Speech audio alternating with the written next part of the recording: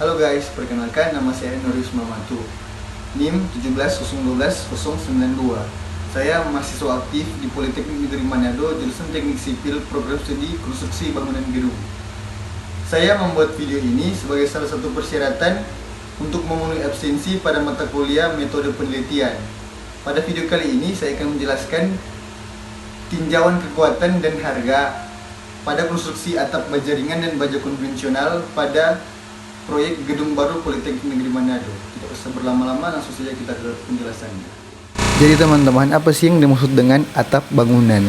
Jadi atap bangunan adalah suatu bagian dari bangunan yang berfungsi sebagai penutup seluruh ruangan yang ada di bawahnya terhadap pengaruh panas, hujan, angin, debu, dan untuk keperluan perlindungan. Menurut jurnal yang ditulis oleh Rahayu pada tahun 2015 mengenai konstruksi rangka atap bangunan, mengatakan bahwa struktur atap adalah bagian bangunan yang menahan atau mengalirkan beban-beban dari atap. Serangka atap berfungsi menahan beban dari bahan penutup atap sehingga pada umumnya berupa susunan balok kayu, bambu, dan baja secara vertikal dan horizontal, kecuali pada struktur atap beton. Atap memiliki bentuk yang bermacam-macam. Ada yang memiliki kemiringan yang relatif datar, hingga ada pula yang memiliki kemiringan yang curam. Bentuk atap merupakan salah satu faktor penting yang ikut menentukan keindahan tampak suatu bangunan. Secara umum, bentuk atap dapat dikategorikan sebagai: yang pertama, atap datar. Model atap ini merupakan yang paling sederhana, yaitu hanya berupa bidang datar, tetapi terdapat kemiringan pada permukaannya yang umumnya relatif kecil bila dibandingkan dengan bentuk atap lainnya. Atap datar biasanya terbuat dari beton bertulang yang secara kasat mata terlihat datar. Sedangkan yang berbahan asbes maupun seng memiliki kemiringan yang cukup untuk mengalirkan air ke salah satu sisi. Bentuk atap ini biasanya digunakan untuk atap teras maupun atap tempat parkir. Yang kedua, atap sandar. Bentuk atap ini biasanya digunakan untuk bangunan tambahan seperti emperan.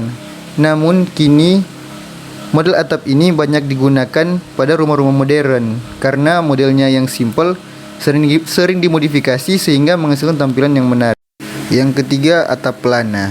Bentuk atap ini biasanya dipasang pada bangunan rumah maupun gudang-gudang yang menggunakan rangka atap baja konvensional. Bidang atapnya terdiri dari dua sisi yang bertemu pada suatu garis pertemuan. Dengan sudut kemiringan rangka atap ini biasanya berkisar antara 30 sampai 45 derajat. Yang keempat, bentuk atap tenda. Bentuk atap ini pada umumnya terjadi jika tempat pemasangannya memiliki panjang dan lebar yang sama atau bangunan berbentuk persegi. Bentuk atap ini terdiri dari 4 buah segitiga yang ujungnya bertemu pada satu titik yang sama. Yang terakhir, atap limas. Atap bentuk ini terdiri dari 2 segitiga dan 2 trapesium. Antara trapesium akan bertemu pada satu garis yang lurus. Bentuk atap ini merupakan penyempurnaan dari bentuk atap pelana, dengan 2 bidang segitiga yang memiliki kemiringan yang sama, yang menjadikan tidak diperlukannya lagi pembuatan dinding penutup yang sama seperti pada bentuk atap pelana. Nah, untuk pemilihan bentuk atap sebaiknya mempertimbangkan iklim setempat, tampak yang dikehendaki arsitek, biaya yang tersedia, dan material yang mudah untuk didapatkan. Nah, sekarang kita masuk ke permasalahan pokok. Apa sih yang menjadi masalah sehingga saya mengangkat judul ini? Yang menjadi permasalahan yaitu penggunaan rangka atap baja konvensional pada gedung dinilai sangat tidak ekonomis karena harga baja konvensional yang sangat mahal jika dibandingkan dengan baja ringan. Baik dinilai dari segi struktur bangunan, karena jarak antar bentang kolom dan balok yang cukup dekat mengingat fungsi ruangan sebagai ruang belajar, maka penggunaan baja ringan sangat direkomendasikan. Apa saja sih perbedaan baja ringan dan baja konvensional? Yang pertama, proses pembentukan. Proses pembentukan baja ringan berbeda dengan baja konvensional. Baja ringan merupakan komponen struktur dari lembaran atau plat baja yang dibentuk dan diproses pada saat dalam keadaan dingin. Setelah itu akan dicetak menggunakan mesin agar menghasilkan ukuran yang tepat.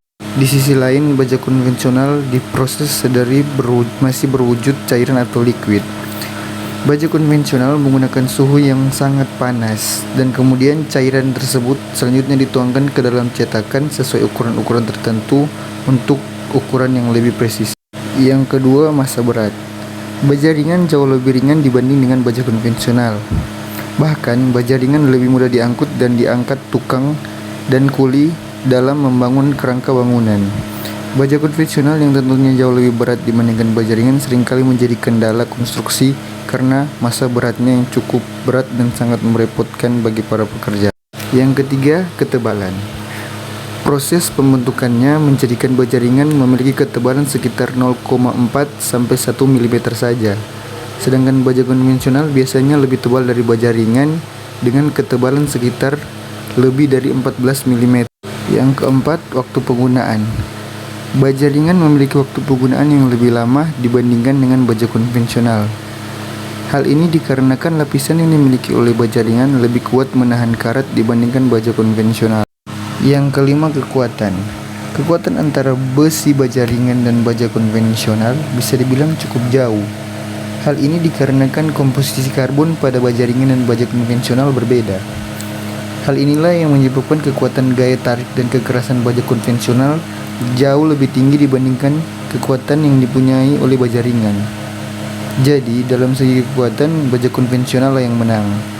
Baja konvensional memiliki kekuatan yang jauh lebih tinggi dibanding dengan baja ringan. Meskipun begitu, baja ringan tetap lebih ulet daripada baja konvensional. Yang terakhir, kandungan karbon. Baja ringan juga sering disebut dengan baja komposisi karbon rendah. Hal ini dikarenakan karbon yang dimiliki baja ringan sangat rendah, yaitu kurang dari 0,3%. Berbeda dengan baja ringan, baja konvensional mengandung karbon yang lebih tinggi, yaitu sekitar 0,30 sampai 1,70% dari total berat. Presentasi komposisi karbon akan mempengaruhi kekuatan tarik dan duktilitas baja tersebut.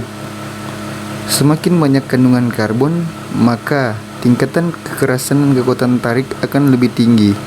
Tetapi hal ini akan membuat baja tersebut menjadi getas dan tidak ulet. Kesimpulan. Sesuai dengan penjelasan di atas, maka dapat disimpulkan bahwa jika ditinjau dari segi kekuatan, maka disarankan konstruksi atap baja konvensional. Dan jika ditinjau dari segi harga, maka penggunaan konstruksi rangka atap baja ringan yang sangat direkomendasikan. Saran untuk pihak perencana dan pelaksana gedung baru Politeknik Negeri Manado agar dapat meninjau kembali penggunaan bahan konstruksi rangka atap yang disarankan, yaitu konstruksi rangka atap baja ringan, karena waktu pengerjaan yang sangat cepat, biaya relatif murah, beban konstruksi pada pondasi dan kolom menjadi lebih ringan.